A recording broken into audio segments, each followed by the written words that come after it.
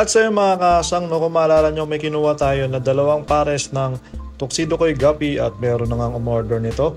At yun, shoutout sa iyo Sir Gel ng Bacoor, no, dahil napaka suki natin yan at kada may nilalabas ako lagi siyang kumukuha. So ayun, i-ready na nga natin, no, dahil nga naghihintay na siya at mahirap din kasi yung schedule namin kaya ngayon na nagkatapat at kailangan na natin i-ship out ito papunta sa Bacoor. So ayan, papakita ko sa inyo yung ating i-ship out na dalawang pares ng Tuxedo Koi Guppy. So ayan, marami tayo niyan, no. Sa mga gusto pang umorder niyan, abang-abang lang kayo guys, no, kasi paunti-unti lang ako mag-out niyan.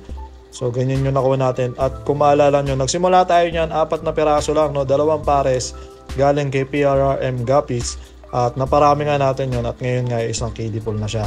So ano, bukod pa dyan, meron pa siyang order na Blue Panda Guppy. So yun, sinusulit niya kasi yung yung shipping natin dahil medyo malayo rin ang Bacoor. Umaabot din niya ng 150 ang shipping. So order sa akin mga 500 worth ng guppies. Tapos yun, kuha na tayo ng ating Blue Panda Guppy. So yun, umorder din siya ng dalawang pares. So ang isang pares natin ng Blue Panda Guppy ay 100 pesos. At yung Tuxedo Koi naman natin 150 ang isang pares nun. So sa mga gusto mag-order, abang-abang kayo sa aking Facebook kasi mas madalas ako mag-post doon ng mga pambenta ko. At late ko na napopost dito sa aking YouTube dahil vlogs lang naman talaga ang ating YouTube. At yung mga for sale ko, doon ko pinapost sa aking Facebook page na Hendrix Backyard. So yun na nga, nabalot na natin yung kanyang order na dalawang pares, 4 na pares pala. Dalawang pares ng Tuxedo, dalawang pares na Blue Panda. At so yung mga kasang, no, may nagbigay nga pala sa atin ng apple snail dahil nakita niya nga ng mga nakaraang video natin. Naubusan na tayo ng apple snail dahil nga pinapamigay natin at hindi na natin na-ibrid ulit. So binigyan niya tayo na napakarami at hindi ko alam kung anong gagawin ko dito. So yun, lagay ko muna yan dito at tignan natin kung makakapag-breed tayo nito. At ayun, nakalimutan ko yung pangalan ni sir at hindi ko rin makita sa messenger kung ano yung pangalan niya. So kung sino ka man sir na nagbigay sa akin ito, shoutout sa'yo. At pasensya na at hindi ko maalala yung iyong name. So ilalagay muna natin dito itong mga binigay niya sa atin na apple snail. At alam naman natin na apple snail nakakatulong yan sa paglinis ng ng mga algae. At para hindi masyado malumot yung mismong glass. Kasi hindi rin masyado maganda pag masyado malumot yan. Hindi na natin makita yung isda natin. So yan, meron pa ako isa natira dito. Isa na lang yan natira guys. At yun nga, mabuti marami tayo ulit dito. At pararami natin yan. At syempre, ipamimigay lang din natin sa mga gustong humingi kung sakaling maparami pa natin itong ating mga apple snail. So ayun, sa mga bibili, no, huwag nyo kalimutan magsabi. At pwede kayong humingi sa akin ng halaman at saka itong mga snail. So yung mga kasang, no, baka nami-miss nyo na at papakita ko na rin sa inyo dahil nandito na rin naman ako sa harap. Yung mga hamster natin at kung maalala nyo, itong hamster na to 4 na peraso to dati. At ngayon kung makikita nyo, 2 peraso na lang sila. Kasi sa tuwing aalis ako dito, kunyari pumunta kami ng ibang lugar. Usually pag napunta kami ng Calamba, nag-overnight stay kami doon. Pag uwi namin dito, kulang na ng isa. So, hindi ko maintindihan, no? Kasi nilalagyan naman natin ng nilalagyan natin ng pagkain yan at tubig bago tayo umalis. Pero pag 2 araw kami nawala, nawawala na isa, no? At nakikita ko, parang nagiging cannibalist sila. Cannibal. Yan, nag-away na naman. So, parang nagiging cannibal sila at kinakain nila yung isa. Pero, hindi ko maintindihan talaga kung bakit ganon. So, ayun na nga, 2 na nga lang sila ngayon dyan.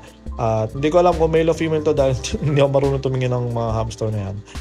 At ayun, alagaan na lang natin sila at hindi natin alam kung anong magiging kapalaran nitong 2 to. Pero tingin ko naman tatagal pa to sa atin at hindi pa yan mawawala agad. Dahil wala na rin naman kaming schedule na aalis at mawawala ng matagal dito. So, ayan, no. Parang hindi sila lumalaki. Parang hanggang ganito na lang yata kalaki itong hamster na to mag-away na naman kayo. Gusto nyo tumakas. So yun, no? Kung male at female sana to, no, dapat dumami to, pero hindi sila dumadami. So ang tingin ko sa kanila ay pare silang male. You want to play? Let's play. So yun mga kasang, no, biyahe muna kami papuntang phase 1. Pero bago yan dumaan muna kami dito sa meriendahan dito sa circle ng Alta Tierra. So kain muna kami ng mais dyan, tsaka chicken skin. At pagkatapos noon, diretso kami sa aming pupuntahan dahil konti lang naman to, ilang minuto lang naman yan.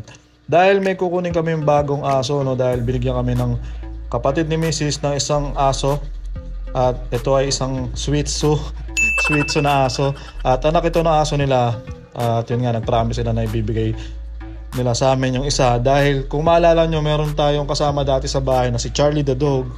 Kaso sa kasamaan palad, nung lumipat kami ng bahay, nagkaroon siya ng sakit. At feeling ko nga, nagkaroon siya ng sakit dahil sa mga asong dala dito sa amin. Baka merong dalang parbo yun. At ayun, nahawa yung aso natin na si Charlie. At hindi niya kinaya, hindi siya nakasurvive. So, ayan, pauwi na kami ngayon. At medyo kinakabahan kami dahil nga baka merong parbo yung mga kapitbahay na namin doon na aso. So yun mga kasang, dito tayo sa bahay. At nandito na nga ang ating bagong Shih Tzu. So ang pangalan niya ay Peanut, no? At hindi ko alam kung bakit Peanut o kung saan kinuha yung Peanut. At Peanut na rin na itatawag natin sa kanila. So, sa kanya pala dahil isa lang siya. So siya si Peanut the Shih Tzu. At yung anak ko ay medyo natatakot pa sa ating aso.